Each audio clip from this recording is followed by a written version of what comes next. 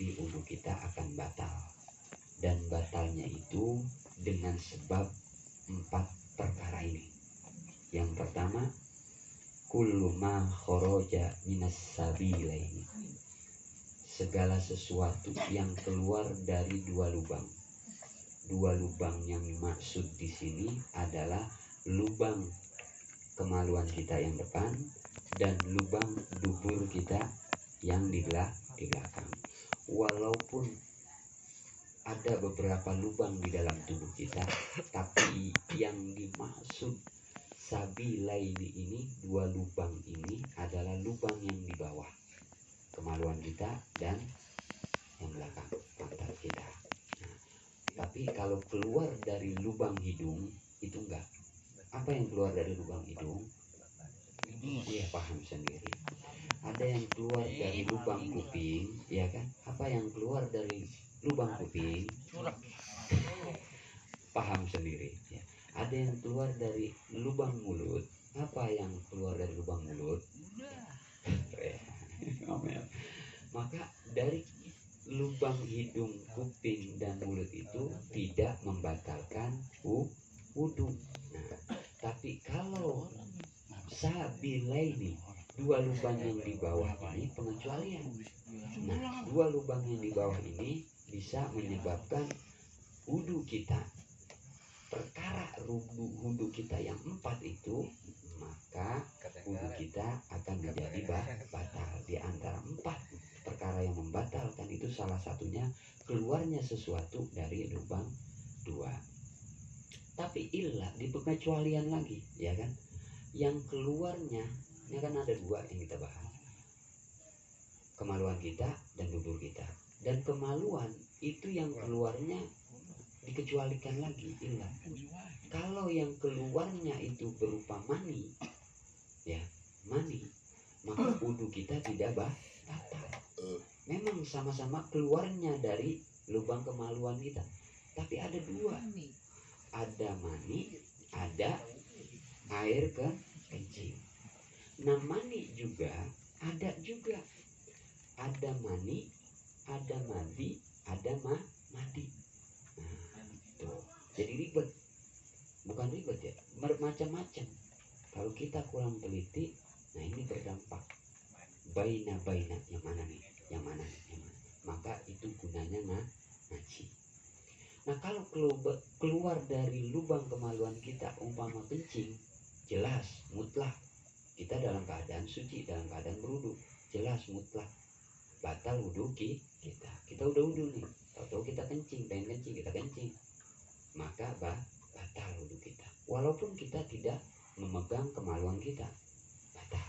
Atau kita lagi punya wudu, tahu-tahu kita besek, keluar sendiri, ngompolnya nggak banyak, dikit, maka batallah wudu kita. Tapi ya, kalau yang keluarnya ini fikih, harus danta ya, harus danta biar paham. Sebenarnya nggak usah paham, kalau urusan gitu-gituan mah pasti paham ya, pasti paham. Emang otak rada ek begitu, jadi paham. Tapi pengecualian, kalau seandainya keluar dari kemaluan kita berupa mani apa sih? Keluarnya bagaimana sih? Bentuknya bagaimana sih?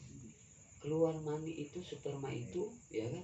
Keluarnya rada-rada enak, gelinjer, ya. Nyengir bagaimana yang denger, ya kan? Yang kedua kental, ya. Nah, pokoknya kental, ya, keluarnya enak.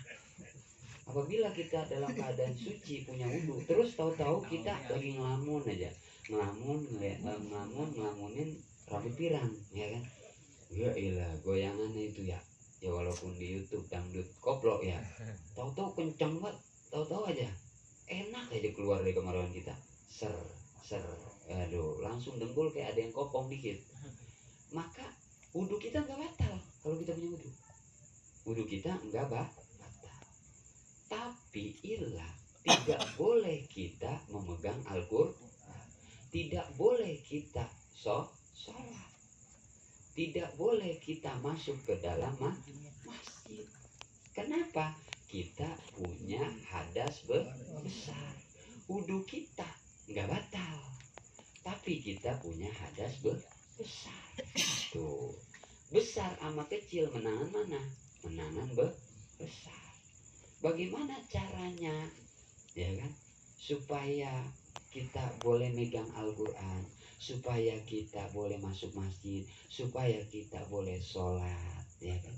Kita harus mandi junub, mandi sinabah, mandi junub, ya kan? Dengan cara kita mandi, kita basuh semua, atau kita nyebur ke kolam renang. Nggak punya kolam renang, nyebur ke empang.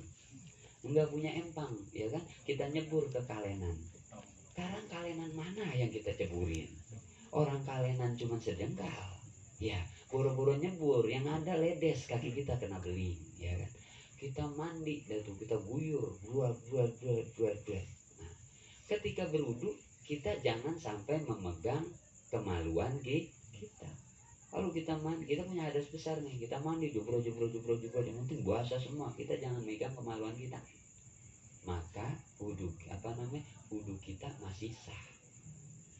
Hadas besar kita sudah mandi, itu selesai dengan niat nawaitu ghusla li rafil hadasil akbar min jami'il badani lillahi ta'ala. Kita mandi pokoknya, memang di kolam renang, ya kan, sambil berenang selesai. Asal jangan megang kemaluan kita, maka wudu kita tetap masih ada. Hadas besar kita sudah selesai karena kita sudah mandi junub, maka kita boleh melaksanakan sholat, megang Al-Quran, dan masuk ke dalam